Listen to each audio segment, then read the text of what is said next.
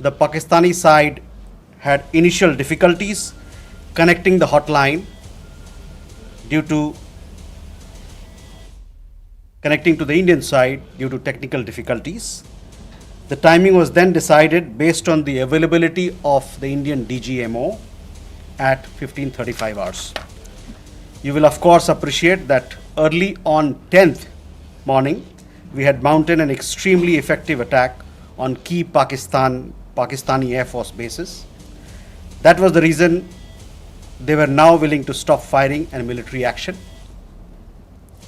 Let me be clear, it was the force of Indian arms that compelled Pakistan to stop its firing. As regards conversations with other nations, the message from India was clear and consistent, and exactly the same message that we were conveying from public platforms was the one conveyed in private conversations. It was that India was responding to the 22nd April terrorist attack by targeting the terrorist infrastructure. However, if the Pakistani armed forces fire, Indian armed forces will fire back. If Pakistan stops, India will also stop. This was also the message that was conveyed to the Pakistani side at the time of the commencement of Operation Sindoor, which was not heeded to by the Pakistani side at that time. It is natural that many foreign leaders who heard this from us would have shared it with their Pakistani interlocutors. Jessica, you had a question on IWT.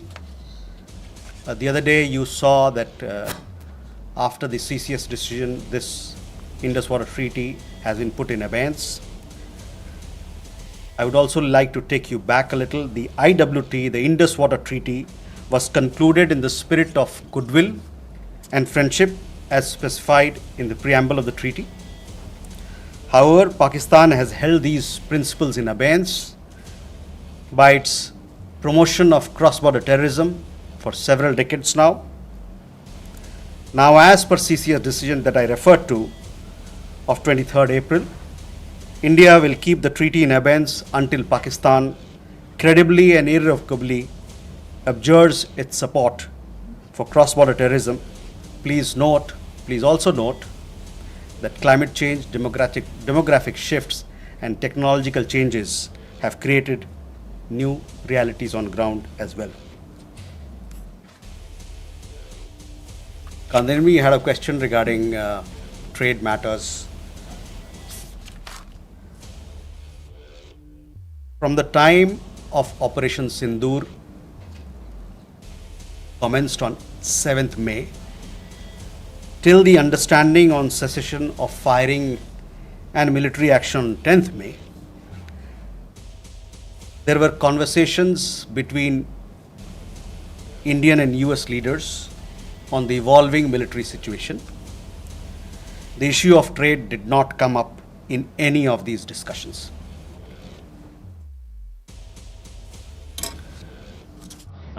Can you shed some light on that as well?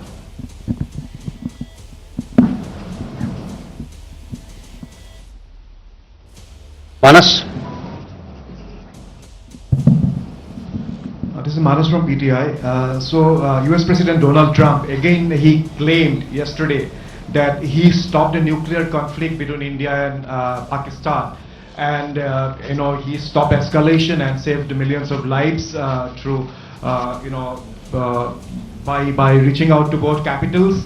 He even said that, in fact, he pressured India and Pakistan to just come forward for the cessation of hostilities, saying that if you don't do, then I will stop trade with both the countries.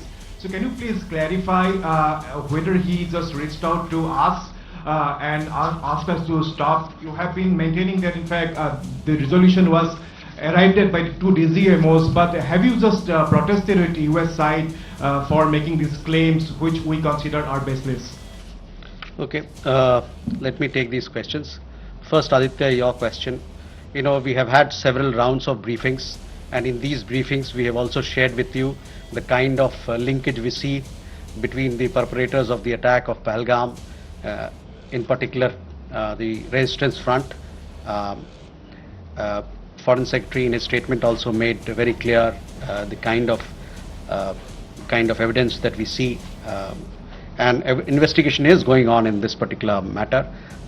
You would have seen that TRF had taken responsibility, and then second time again, second day, twice they had taken responsibility, and thereafter possibly at the behest of their handlers they rolled it back. But TRF is one organization which is a front of the Lashkar-e-Taiba, and you would understand and perhaps be in the knowledge of it that we have been pursuing listing of TRF in the United Nations, by the United Nations Security Council, by the Sanctions Committee, UNSC 1267 Sanctions Committee.